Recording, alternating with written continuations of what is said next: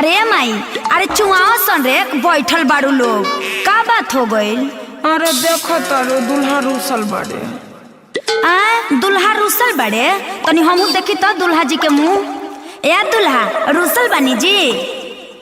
हमको बुलेट चाहिए। ए मुंह देखले बड़ा अपन बुलेट लिहन लिहे ना बुलेट तय करना देलू भाषण देता रू। अरे जा ए भैया देखा कैसे बोलतिया। देखा देखा मुंह संभाल के बोलो, हमरा भाई के बगलेट मत बोला, अच्छा ना होई। अरे जा बड़ बुलेट लेनिहार भइल बड़ो। अरे सखी अब इनका लोग के कुछ सुनावल जाओ।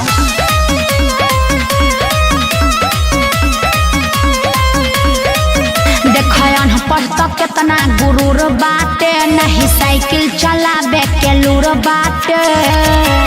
अरे सखी देखो ना, देखयन पढ़ता केतना गुरूर बाटे, नहीं साइकिल चलावे के लूर बाटे। देखो देखो देखो देखो रुसल पगलेट दुल्हा अंगना में, मांगे मांगे चढ़े के बुलेट दुल्हा अंगना में। हाय देखो ये मुंह पर बुलेट ली है।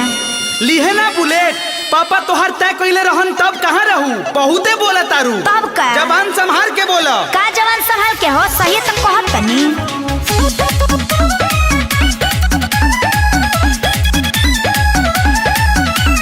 पान खइले आइले लारा कुर्ता पर छुआइले हो, माई न कर कैसन बेटा बारी जनमैले हो, माई न कर कैसन बेटा।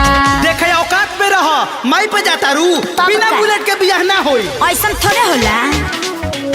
दीदिया तोहार कवनो सती ना सहबितरी हो, देखो तानी हमहू कितना गुण बा उनका भीतरी हो। देखो तानी हमहू कितना गुण बा उनका भीतरी हो, देखो तानी हमहू।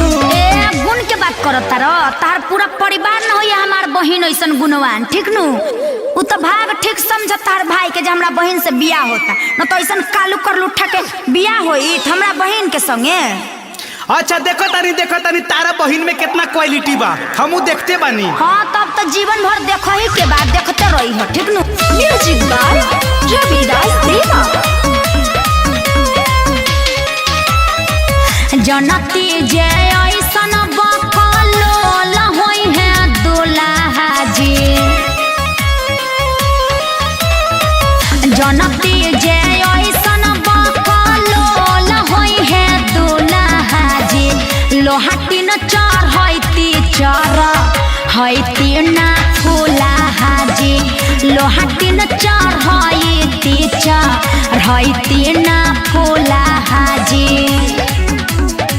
भाई हमार सोना होते बुझो जानी जानी हो, बहिनी तोहार नहीं फुलवा के रानी हो, बहिनी तोहार नहीं फुलवा के रानी हो।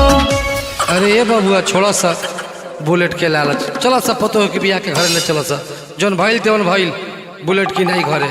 ठीक है बाबूजी। ओम मंगलम भगवान विष्णु, ओम मंगलम करुण ध्वज, ओम मंगल मंगलाय तनु हरि स्वाहा। चला चला चला विदाई के समय हो गइल, कन्या के जल्दी निकाल लो बाहरी। ए दीदी रो मत हो, जीजाजी बड़ी बढ़िया बनी, तारा कोई कष्ट ना होखे दी है।